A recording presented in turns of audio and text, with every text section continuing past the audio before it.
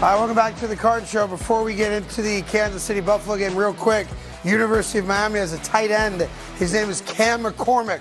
Why would I bring him up, right? Nondescript tight end, playing for the University of Miami.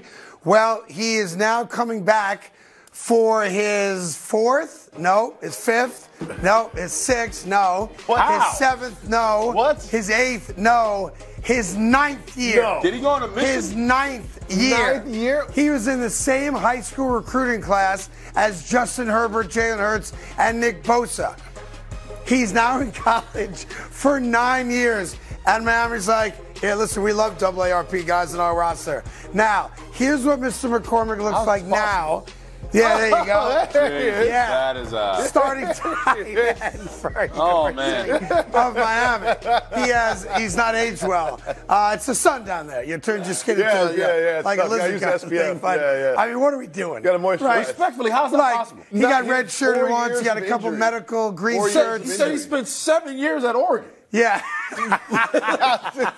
What are you talking? What? Like, what does that mean? Yeah.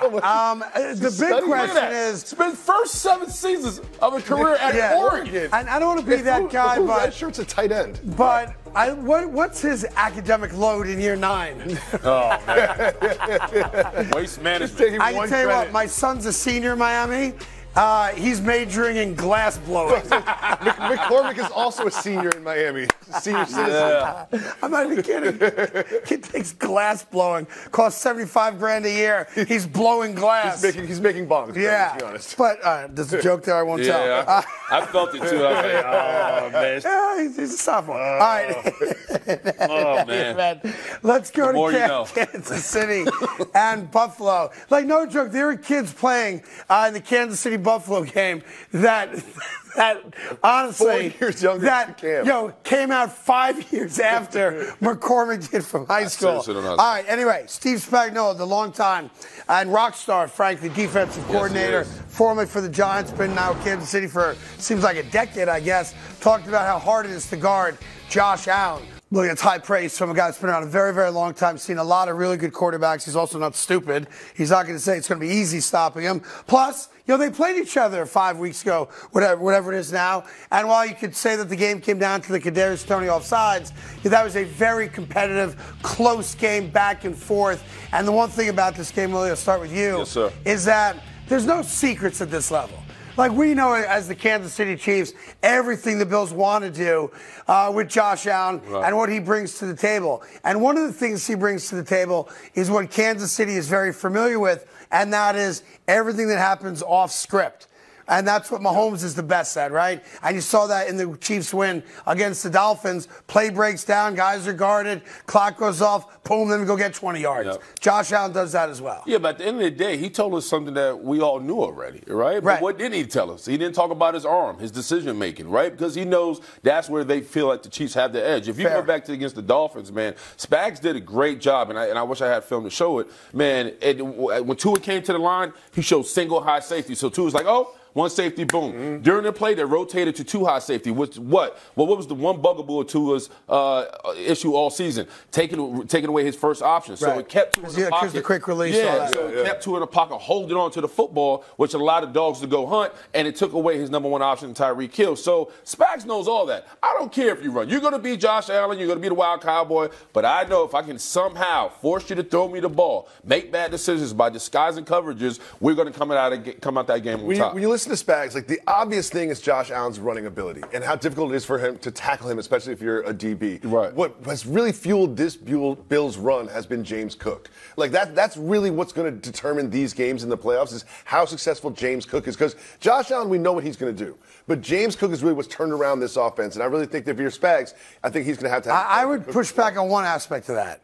And it's been the big question on the Bills all year that we don't know what Josh Allen's going to do. Right. We know what he's going to try to do, 100% right. We know he's capable. But the one thing we don't know is, are we going to get to Josh Allen at a Week 18 needing to beat Miami to get into the playoffs as the number 2 seed? He's down there somewhere. There's no one down there. Right.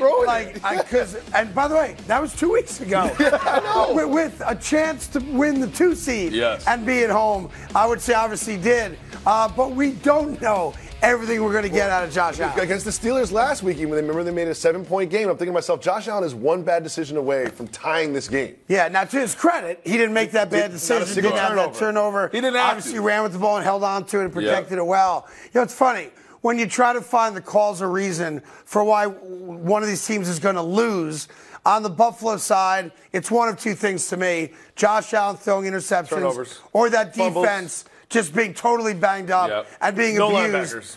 And on the flip side, it's Kansas City. Are they going to have a big drop in a big moment? And how good is that run defense against James Cook? 100%. And I think right now, one guy has to pop off the tape. I wish Greg Jennings was here so we can get it, put a team on your back moment. If you're Chris Jones, this has to be your game. You have to dominate the line of scrimmage. You have to be an impact player from A-gap to A-gap. You cannot allow James Cook and this Buffalo Bills offensive line impose their will on you. You got to be the X factor. Look, there are people that will tell you, you can disagree with it, that this is the best Kansas City Chiefs defense in a long time. Sure. Now, they don't have the names they had maybe over the last couple of years making super runs outside of Chris Jones, but they are not a bad defense. No, they're good. That being said, we talked last week, if Miami's going to beat Kansas City, it's got to be a heavy dose of Achane and Mostert. They never did that. It never got started, right? Buffalo is going to be very smart. James Cook's going to get 20 touches in this game, either running the ball or catching it out of the back. And they're going to lean on their two tight ends. You talk about Kincaid and obviously Knox. Those guys have been big, especially in the playoffs. So we'll see what happens, man. But I think Josh Allen comes down to him. Is he going to be the wild cowboy or is he going to be the steady Eddie at quarterback? I got a weird question for you. Oh. Where do you think Ken Dorsey watches this game from? Oh, in his mom's basement. He's in full Chiefs gear. You think so? Chiefs gear. Red and yellow war paint. Because everyone says the same thing. What was the one thing that happened this year that took the Bills from, they're not going to make the playoffs to now they're hosting a playoff game in the second round of the playoffs? It was the one decision to fire Ken Dorsey and promote, what's his name, Joe Brady, right? And all of a sudden, and then Joe Brady goes, we actually got a running back, and we're going to use him. If I'm Ken Dorsey, I know full well when I watch that game on Sunday night, it's going to be, and the best thing the Bills did was fire Ken Dorsey. But Craig, you're not lying, but it was like a complete turnaround. Yeah. It's like they fired him. They went on a winning streak. Hey there, thank you so much for watching The Carton Show. You can subscribe right here to get all the latest bits and segments from the show. And by the way, while you're at it, we have a lot of great shows on FS1, so check them out too.